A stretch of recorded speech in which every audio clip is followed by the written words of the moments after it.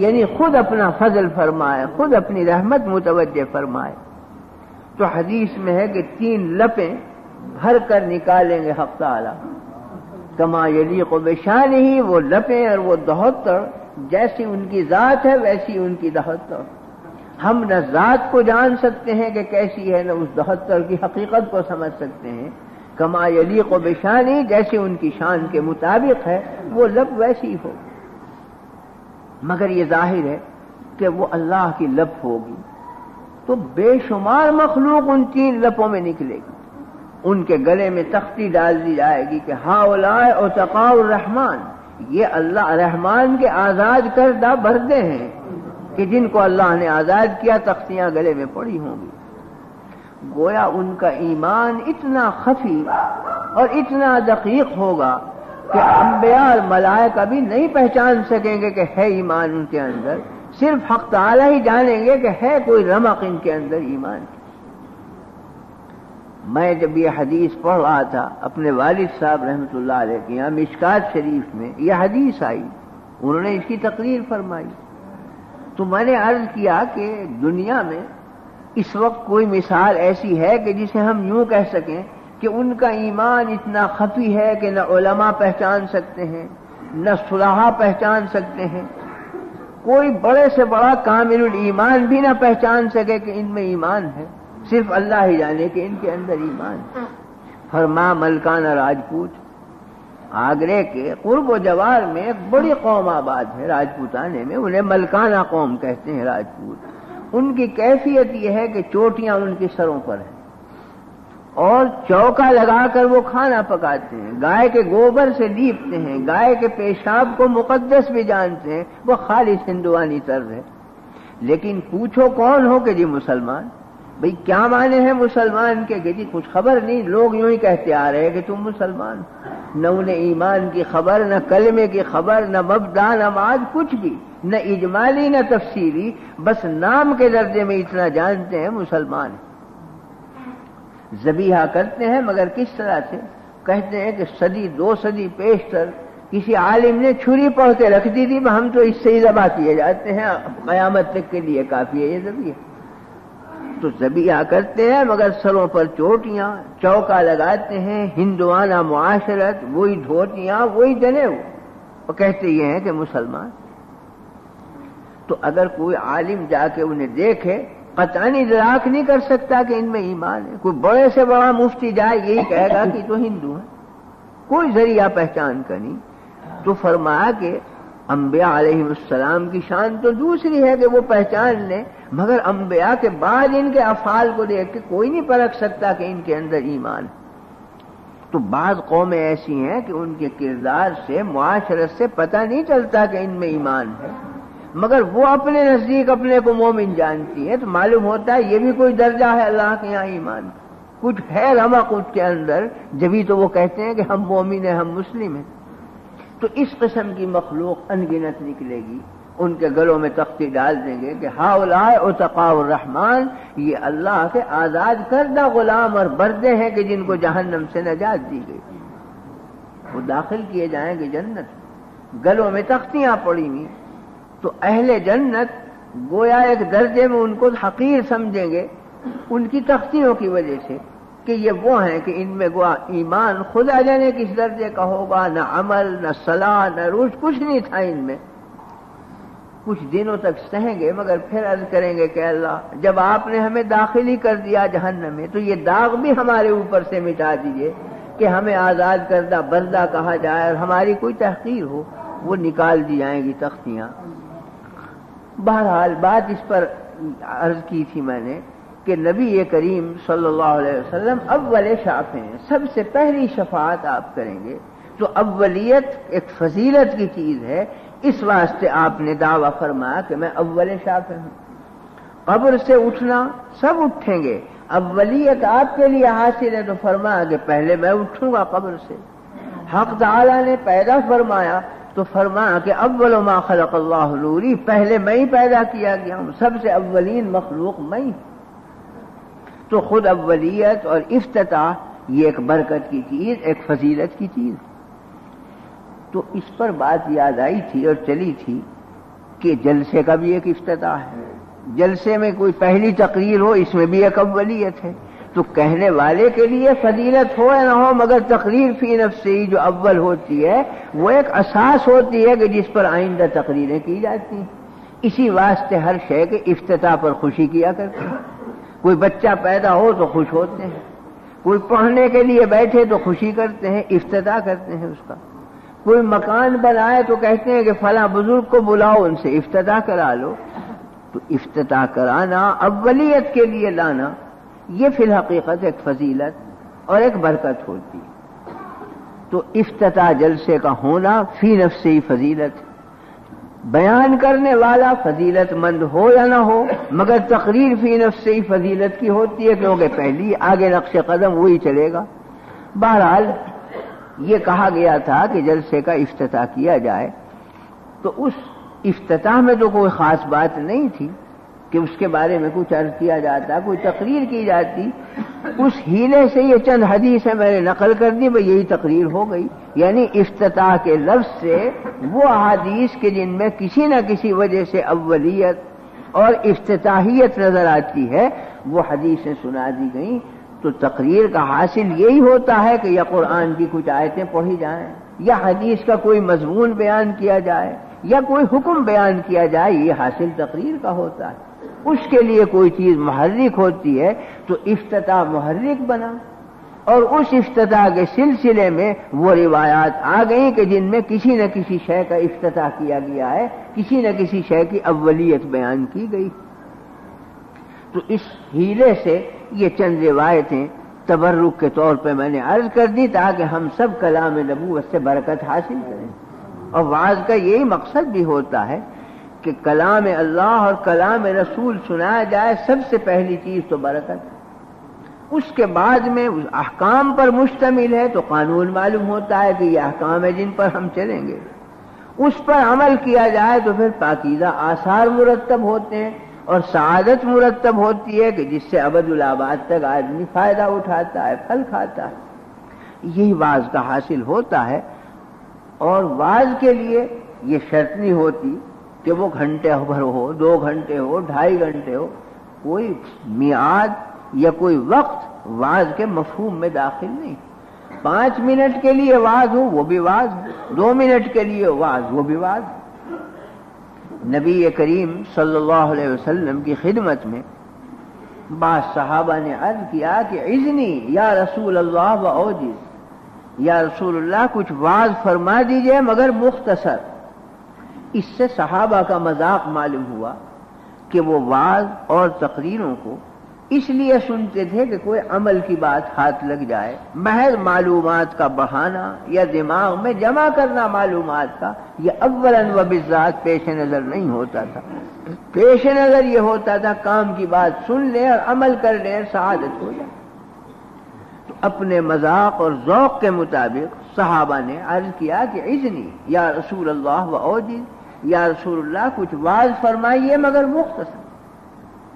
حالانکہ حضور کی تو ہر چیز جامع اور مختصری ہوتی تھی، اونچی تو جوامع الکلم حضور کی شان ہے کہ جامع کلمے آپ کو عطا کیے گئے کہ ایک چھوٹا جملہ ارشاد فرماتے تھے اور علوم کے دریا اس میں سمائے ہوئے ہوتے تھے۔ تو آپ کا ہر کلام مختصر اور جامع ہوتا تھا، مگر فرمائش بھی صحابہ کی ہے اوپر سے کہ مختصر ہو تو اور بھی زیادہ جامع ہوگا اس کے بعد۔ اس سے معلوم ہوا کہ اذنی وعظ فرمائیے، وعظ کے مفہوم میں طول مدت داخل نہیں ہے کہ وہ 1 ہی گھنٹے ہو، بلکہ قید لگی ہوئی ہے اختصار۔ حضور نے وعظ ارشاد فرمایا، اور کیسا وعظ فرمایا کہ شاید 2 یا 3 منٹ تو بڑی چیز ہے، 1 منٹ بھی پورا نہیں لگا، بلکہ آدھا منٹ بھی نہیں لگا۔ فرمایا صلی صلاۃ مودعین، بس یہ وعظ ہوگی۔ اذنی یا رسول اللہ، وعظ فرمائیے یا رسول اللہ مختصر۔ آپ نے مختصر وعظ فرمایا صلی صلاۃ مودعین، نماز ایسی پڑھو، جب بھی نماز پڑھنے کھڑے ہو ایسی نماز پڑھو گویا تمہیں ہمیشہ کے لیے رخصت کیا جا رہا ہے کہ اس کے بعد موقع نہیں ملے گا نماز پڑھنے۔ یعنی ہر نماز کو یہ سمجھ کر پڑھو کہ یہ آخری نماز ہے، ممکن ہے کہ اس کے بعد عمر وفا نہ کرے، ممکن ہے کہ زندگی باقی نہ رہے۔ ظاہر ہے کہ جب ہر نماز کو یہ سمجھ کر پڑھے گا آدمی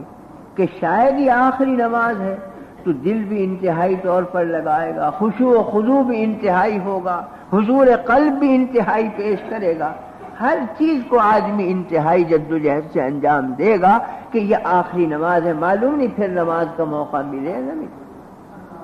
تو اس حدیث میں آپ نے ایک چیز ارشاد فرمائی بہت مختصر، تو اس وعظ میں 1 منٹ بھی نہیں لگا، آدھے منٹ میں یہ وعظ مکمل ہو گیا اور پورا ہو گیا۔ صلی صلاۃ مودعین، نماز ایسی پڑھو جیسا کہ تمہیں رخصت کیا جا رہا ہمیشہ کے لیے، اور یہ شاید آخری نماز۔ لیکن اس حدیث میں غور کیا جائے تو علوم کے دریا بھرے ہوئے ہیں، لفظ مختصر ہے مگر ایک پودا ہے کہ جس کے اندر سمندر چھپے ہوئے ہیں، غور کرتا جائے آدمی اور نکالتا جائے۔ پہلی چیز تو فرمائی صلی صلاۃ مودعین، نماز پڑھو، تو نماز افضل العبادات ہے، تو کھلی چیز، ایک امر ہوا ایک افضل ترین عبادت کا۔ صلاۃ مودعین، ایسے شخص کی نماز پڑھو جسے رخصت کیا جا رہا ہو، یعنی موت قریب ہو۔ تو اس حدیث میں تاکید فرمائی گئی کہ موت کا تصور رہنا چاہیے۔ اکثر ذکر حازم اللذات، کثرت سے یاد کیا کرو موت کی جو لذتوں کو توڑنے والی ہے۔ کثرت سے موت کا تصور ہوگا تو انسان کے آگے جو سبز باغ ہوتے ہیں امیدوں کے، وہ ختم ہو جائیں گے۔ وہ جو لذتوں کی ایک سلسلہ باندھتا ہے آج اپنے دل میں، وہ ختم ہو جائے گا، بے فکری جاتی رہے گی۔ معصیتیں جتنی ہوتی ہیں وہ بے فکری سے ہوتی ہیں۔ جب فکر لگا ہوا ہو اپنی قبر کا، اپنی موت کا، اپنی آخرت کا، پھر معصیت لذت نہیں ہوگی۔ یہ جبھی تک ہوتی ہے جب بے فکر ہو آدمی اور یہ سمجھے کہ قیامت کے بوریے سمیٹ لیں۔ تو نماز اللہ کے دربار کی حاضری ہے۔ جب نماز یہ سمجھ کر ہوگی کہ یہ آخری ہے تو انتہائی کوشش کرے گا ظاہراً اور باطناً آدمی، تو کامل ترین نماز ادا ہوگی۔ اور تصور موت کا بھی ہوگا، تو موت کا تصور بھی اس میں بتلایا گیا کہ اس کا دھیان باندھ، مستقلاً بھی اس کے لیے احکام ہے کہ اکثر ذکر حازم اللذات، کثرت سے یاد کیا کرو موت جو لذتوں کو توڑنے والی۔ ضمناً اس حدیث سے بھی نکلا کہ موت کی یاد رہنی چاہیے، اور وقت یہ تجویز کیا گیا موت کی یاد کا، نماز کا وقت۔ اس میں ایک دوسری اور بھی حکمت اس سے مفہوم ہوتی ہے، وہ یہ ہے کہ حدیث میں ارشاد ہے نبی کریم صلی اللہ علیہ وسلم کا کہ آدمی کو 24 گھنٹے میں 5 مرتبہ اس کی قبر پکارتی، ہر انسان کو اس کی مٹی جہاں اسے دفن ہونا ہے وہ آواز دیتی اور کہتی ہے کہ اے بنی آدم انا بیت الدود، انا بیت الوحشت، انا بیت الغربت۔ اے آدم کے بیٹے، میں اندھیرے کا گھرانہ ہوں، میں کیڑے مکوڑوں کا گھرانہ ہوں، میں وحشت کا گھرانہ ہوں، میرے لیے کوئی سامان تیار کر،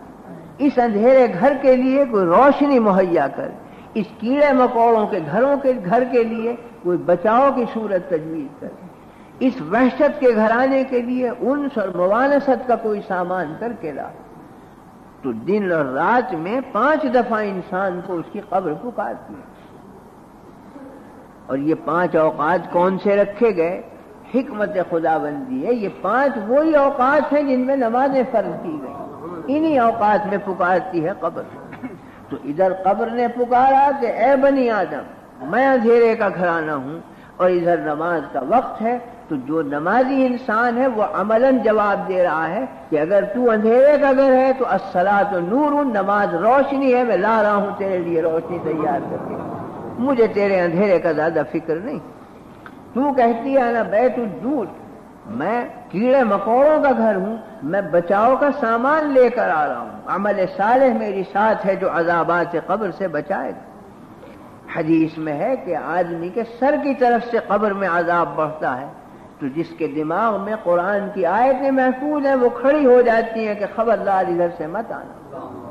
دائیں طرف سے عذاب بڑھتا ہے، حدیث میں ہے کہ نمازیں کھڑی ہوتی ہیں کہ خبردار ادھر سے مت آنا۔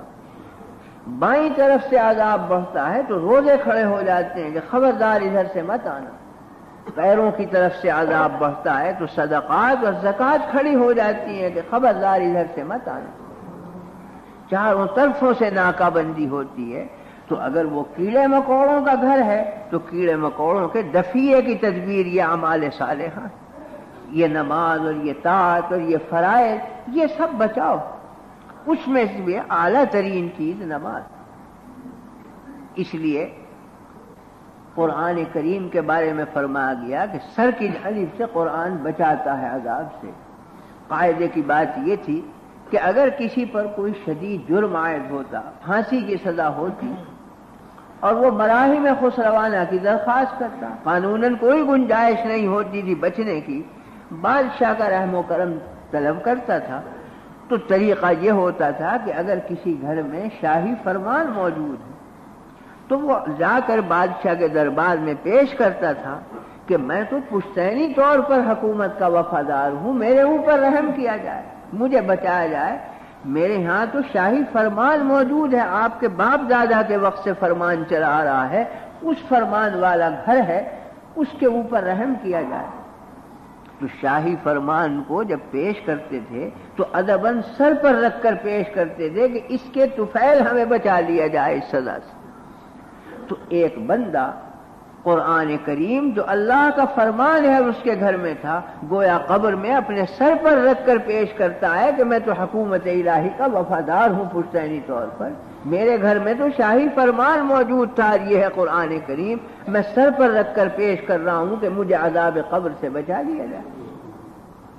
حدیث میں فرمایا گیا ہے کہ الصلاۃ برہان، نماز دستاویز ہے انسان کی۔ مقدمے میں اپنی بریت کے لیے جب دستاویز پیش کرتے ہیں تو دائیں ہاتھ میں پیش کرتے ہیں، ادباً بائیں ہاتھ سے نہیں دیا کرتے، تو دائیں جانب سے نماز بچائے گی عذاب قبر سے۔ حدیث میں ہے کہ الصوم جنۃ، روزہ ڈھال ہے انسان کی کہ جس سے انسان برائیوں سے بچتا ہے۔ تو بائیں طرف سے عذاب بڑھے گا تو روزہ روکے گا، کیونکہ ڈھال سے حملہ بائیں ہاتھ میں لے کر روکا جاتا ہے، دائیں ہاتھ میں نہیں۔ اور صدقات اور زکوٰۃ یہ پامزد ہے، چلت پھرت کی کمائی ہے آدمی کے، تو زکوٰۃ و صدقات عذاب کو پیروں کی طرف سے روکتے ہیں کہ چلت پھرت میں جو غلطیاں ہوئی ہیں زکوٰۃ بچائے گی ان سے، صدقات بچائیں گے ان سے۔ بہرحال ان سب میں دستاویز کا درجہ اگر رکھتی ہے تو نماز رکھتی ہے۔ اس واسطے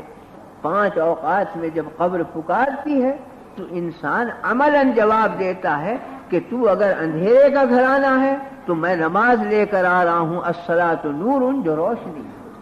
تو اگر کیڑے مکوڑے کا گھرانہ ہے تو میں دستاویز لے کر آ رہا ہوں جو بچاؤ ہے نجات کے لیے،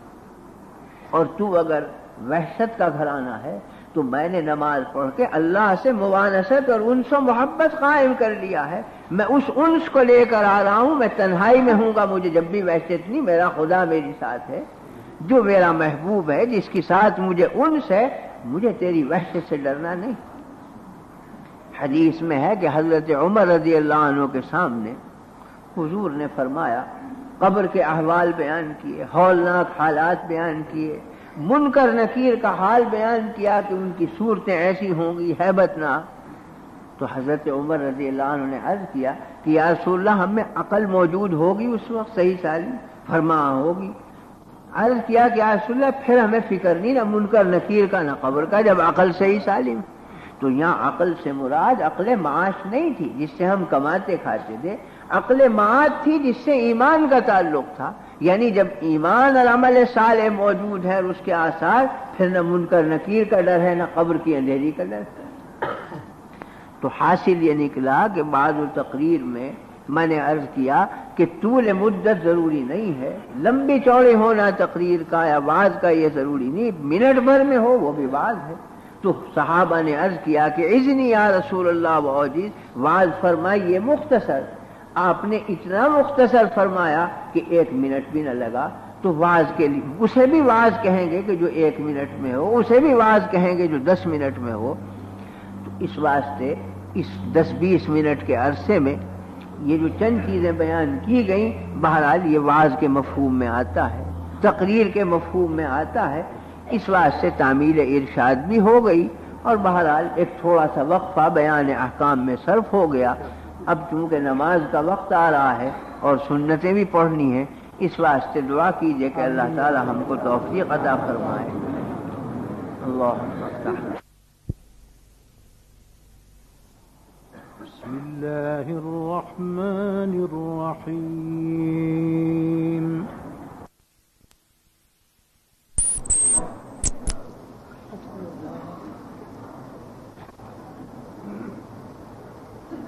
الحمد لله نحمده ونستعينه ونستغفره ونؤمن به ونتوكل عليه ونعوذ بالله من شرور أنفسنا ومن سيئات أعمالنا من يهده الله فلا مضل له ومن يضلل فلا هادي له ونشهد أن لا إله إلا الله وحده لا شريك له ونشهد أن سيدنا ومولانا محمدا عبده ورسوله أما بعد فأعوذ بالله من الشيطان الرجيم بسم الله الرحمن الرحيم. وإذ قال عيسى ابن مريم يا بني إسرائيل إني رسول الله إليكم مصدقا لما بين يدي من التوراة ومبشرا برسول يأتي من بعد اسمه أحمد فلما جاءهم بالبينات قالوا هذا سحر مبين.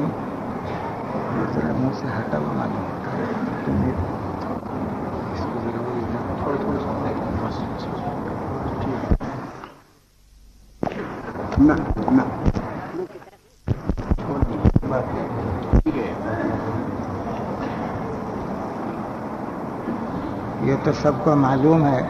کہ اس وقت ملک میں پاکستان کے ایک فتنہ عیسائیت کا پھیلا ہوا ہے اور عیسائی جماعتیں جو ہیں اور ان کے مبلغین جو ہیں مسلمانوں کو مرتد بنا رہے ہیں اور اپنے دین میں داخل کر رہے ہیں. تو اس لیے ہمارے اور ان کے درمیان میں جو اصولی مسائل ہیں ان کے متعلق ضروری معلوم ہوا کہ مسلمانوں کو خبردار کر دیں تاکہ مسلمان جو ہیں ان کے جال میں اور ان کے فتنے کے اندر مبتلا نہ ہوں. ہمارے یہاں ایمان کی بنیاد جو ہے ہمارے نزدیک اور مسلمانوں کے نزدیک ایمان کی بنیاد جو ہے دو چیزوں پر ہے. ایک لا الہ الا اللہ اقرار توحید کا اور محمد رسول اللہ صلی اللہ علیہ وسلم اقرار رسالت کا. تو یہ دونوں مسئلوں کے اندر جو ہے نصارہ کے ساتھ اور ہمارا ہے اختلاف. مسلمان تو یوں کہتے ہیں اور اسلام یہ کہتا ہے کہ اللہ وحدہ لا شریک لہ ہے اور عیسائی لوگ یوں کہتے ہیں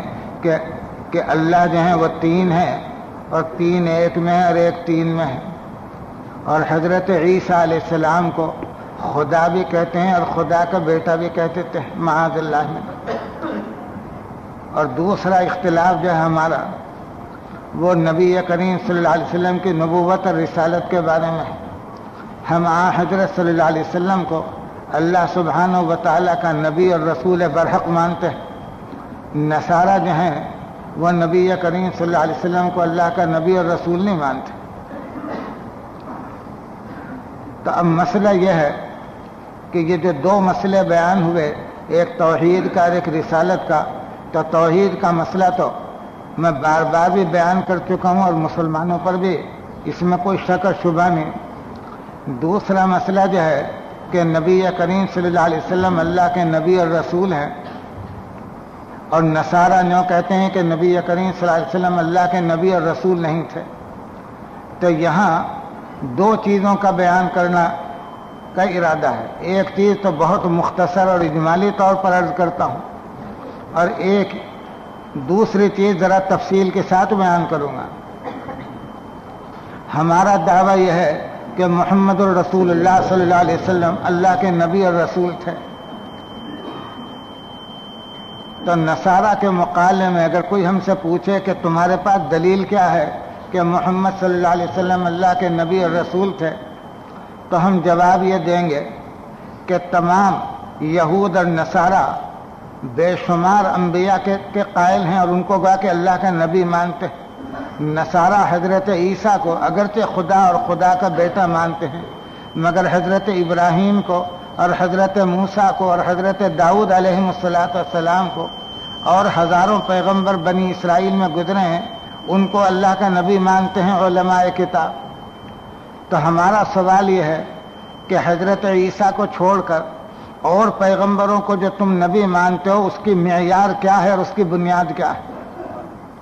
تم جو اور پیغمبروں کو، حضرت ابراہیم کو اور حضرت داؤد علیہ السلام کو اور حضرت موسیٰ کو اور ہارون کو، ان تمام حضرات کو پیغمبر مانتے ہو، تمہارے پاس ان حضرات کے پیغمبر ماننے کی کیا دلیل ہے؟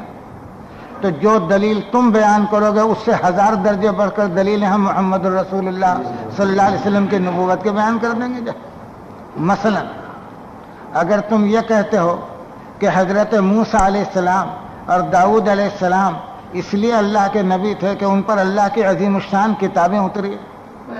اگر تم یہ کہتے ہو کہ داؤد علیہ السلام اور موسیٰ علیہ السلام اس لیے اللہ کے نبی تھے کہ ان پر اللہ کی کتابیں اتری اور اللہ کی گواہ کے صحیفے نازل ہوئے، تو ہم کہیں گے کہ محمد الرسول اللہ صلی اللہ علیہ وسلم پر قرآن نازل ہوا،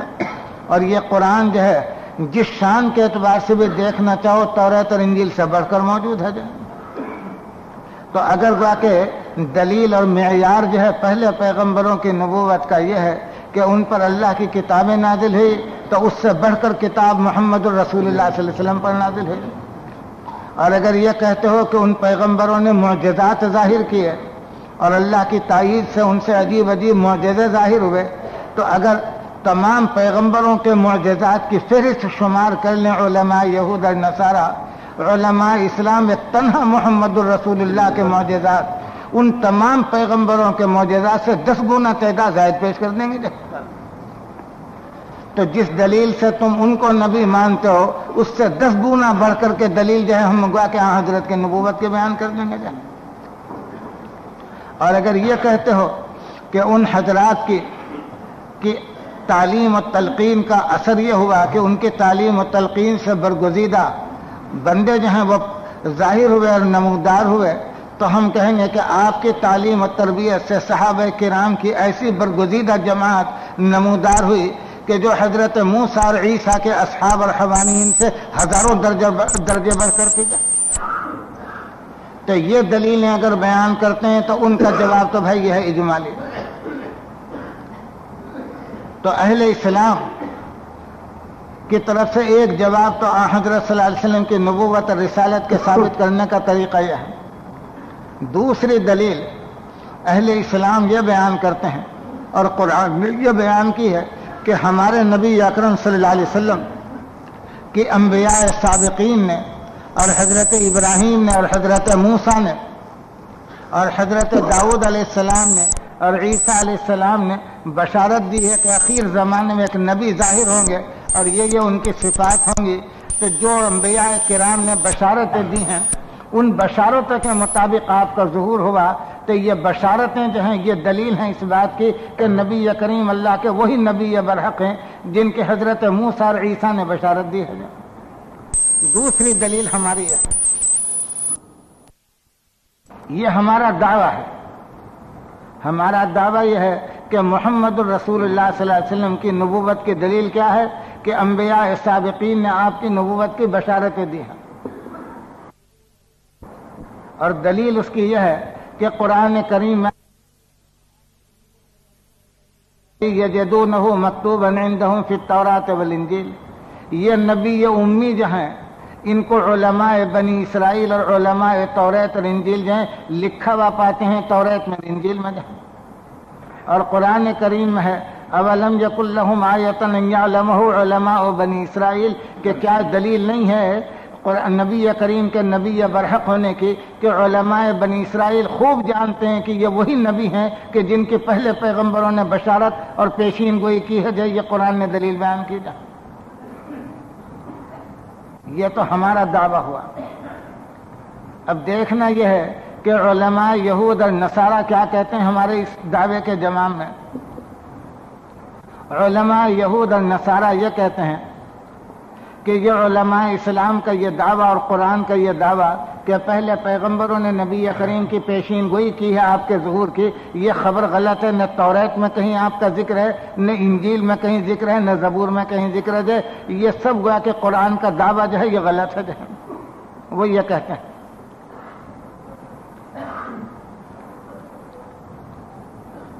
اس کا جواب میں عقلی عرض کرتا ہوں۔ ان کا دعویٰ یہ ہے کہ نبی کریم کی کوئی بشارت توریت اور انجیل میں نہیں ہے، اور قرآن کا یہ دعویٰ کہ نبی کریم کا ذکر توریت اور انجیل میں موجود ہے، یہ دعویٰ جو ہے یہ قرآن کا بے بنیاد دعویٰ ہے، غلط دعویٰ ہے، اور کہتے ہیں کہ توریت اور انجیل کے اندر جو ہے نبی کریم کی کوئی بشارت اور پیشین گوئی موجود نہیں۔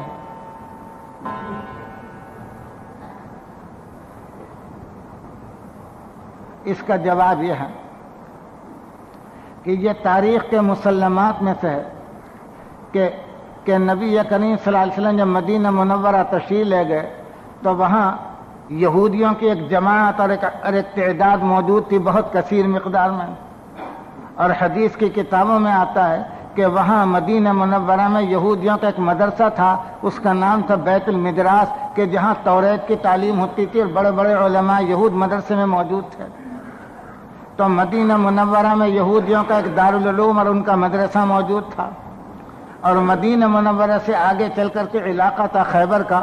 یہ تمام علاقہ خیبر کا اور بنو نذیر کا یہ تمام یہودیوں کا گویا کہ قلعہ تھا اور ان کے گڑھ تھا، اور تمام بڑے بڑے علماء اور تمام بڑے بڑے پادری وہاں موجود تھے، اور ان کے مدرسے تھے اور ان کی جہاں تعلیم ہوتی تھی۔ یہ تو مدینہ منورہ کے اندر، اور گویا کہ مدینہ منورہ کے آس پاس کے اندر یہودیوں کے مدرسے تھے۔